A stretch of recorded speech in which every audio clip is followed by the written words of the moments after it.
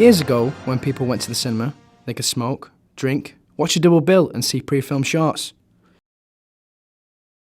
These small cinemas have been replaced by megaplexes. With up to 20 screens, IMAX screens and digital. With the death of these small cinemas, it begs the question, are the memories and magic of cinema lost forever? And how will future generations experience cinema?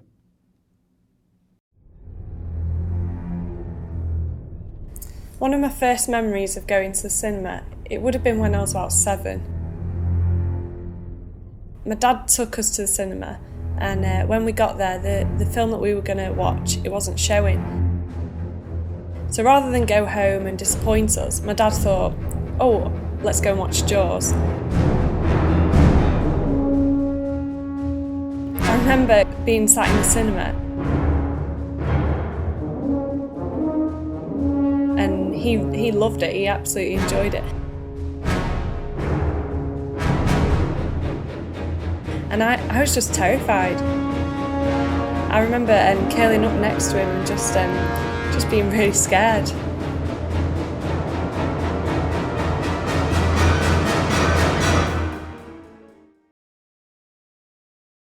But the strongest memory, like it is for most people of my generation, is seeing Star Wars. I was too small to see over the head in front. So I had to watch Star Wars when the seat tipped up and you threw a perch on top of it. And then I remember being just agog, you know, these spaceship flying from above my head. Everything that everyone's been through watching Star Wars, I went through at the age of 7. My first memory of going to the cinema, both rather uncoolly with my mother probably. The first one was seeing Jurassic Park for the first time. And being the uncool child from the northeast I was, there wearing a shell suit top, chewing my zip all the way through watching this film and then having nightmares about raptors for weeks to come. I remember going to, I live in London, I went to the Odeon Holloway Road to see James Bond movies for my birthday. That was always something we did as a birthday treat, was going to see the James Bond film. And Roger Moore is very much my James Bond. You can say that Connery's better, you can say that Craig's got swagger and sexier, but for me it's Roger Moore with his raised eyebrow and his big fat gut. That to me is what James Bond's all about. What changes are occurring in cinema? What technical advancements have and will continue to move cinema into a new era? We spoke to the unsung hero, the silent guardian, a watchful projector, the technician.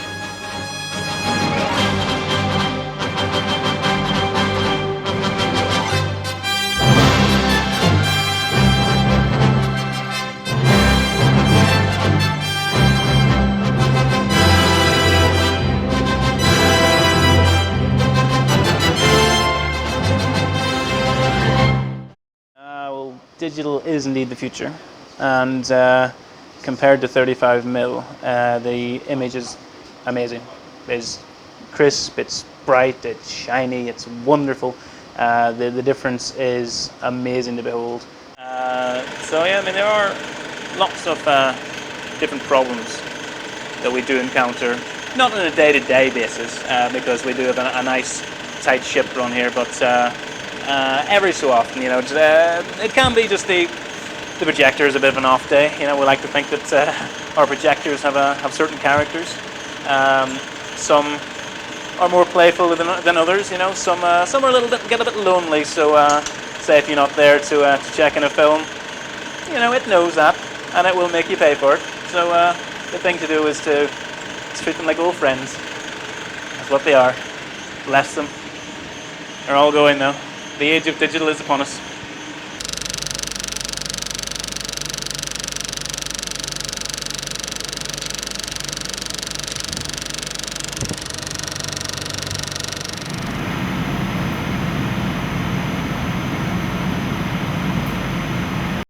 And this is the future of cinema. This is digital.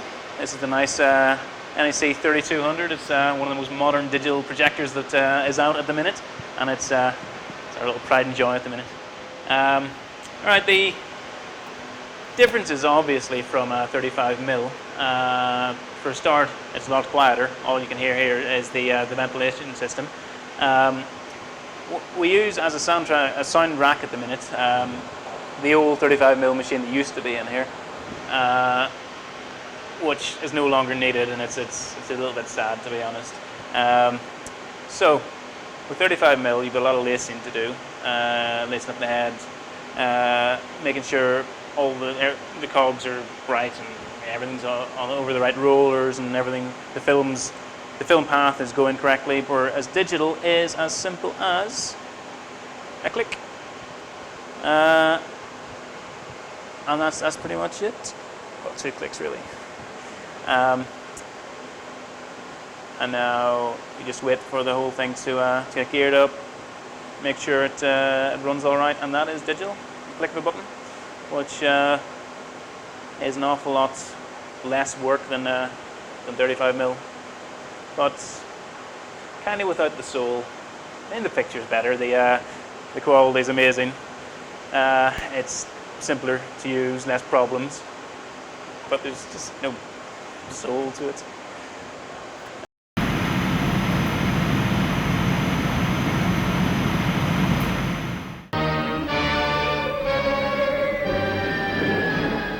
Yes, it came from outer space to fill the world with terror, to bring you unforgettable suspense. What was it? Where did it come from? Who were the all-powerful creatures it brought from outer space? And what did they want on Earth? You can learn the amazing answer only when you see the most thrilling picture in years. It came from outer space.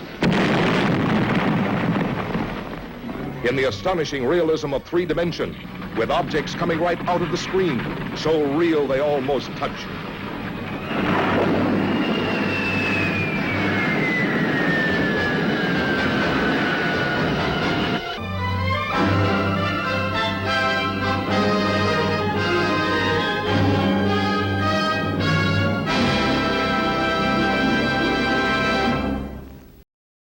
What I think about digital and 3D cinema is, I mean, I think they're really exciting times. I think it's come under some flack, 3D especially, you know, and I think, let's face it, Hollywood's a business and they're not shy of making a buck or two. And I think, you know, the obvious example is Clash of the Titans, where it's kind of, it's an abuse of the technology, really. That was a movie shot in 2D, that they saw Avatar's box office and 3D'd it up, and it didn't really work, it was rubbish. Whereas something like Avatar, which is shot in that medium, in that technology, I thought was an amazing experience.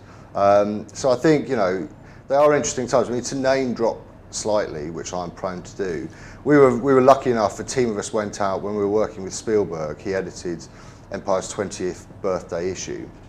And we were lucky enough, we went out, he was shooting Tintin at the time, which is a completely new one on him to shoot with that technology. And we had a meeting with him and he said, look, and you never get to go on Spielberg sets. And he said, look, come through, watch me shooting a bit. And it was incredible. So we're on the volume, you know, with Andy Serkis and Jamie Bell in their sort of silly leotard things with balls and all that kind of stuff.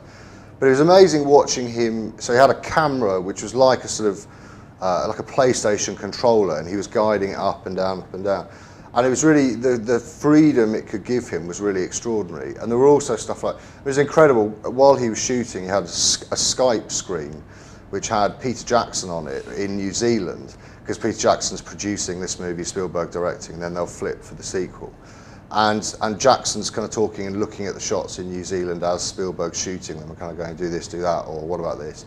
And then Guillermo del Toro came into shot, because at the time they were working on The Hobbit together, and they're all kind of clowning around. Later in the day, David Fincher turned up to have a look. I knew the point of this laborious showy-off story was just that all of these directors are kind of coming in and they're like kids in a new sweet shop with this technology. And it's really, you know, that's just really fascinating for these guys who are making such quality movies for such a number of years, for them to be interested. You know, you're not surprised that James Cameron's pushing technology, but David Fincher and those kind of, you know, those guys, these are, you know, huge directors, and they're saying that this technology actually gives them a whole new lease of life.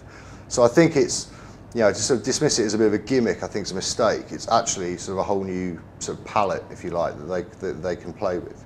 People, objects, landscapes take on a depth and a dimension such as they have in real life.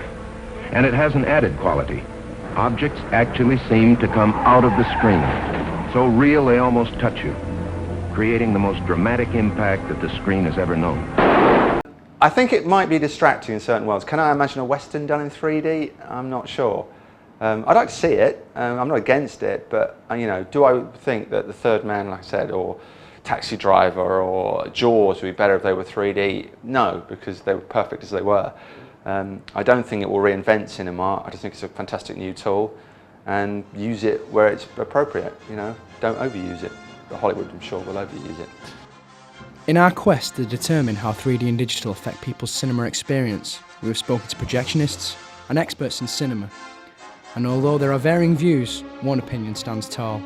The movies I love are just great stories. A nice experience. It's a wonderful feeling. It's where the real escapism happens. It's just good. What's great about it is just that community effect.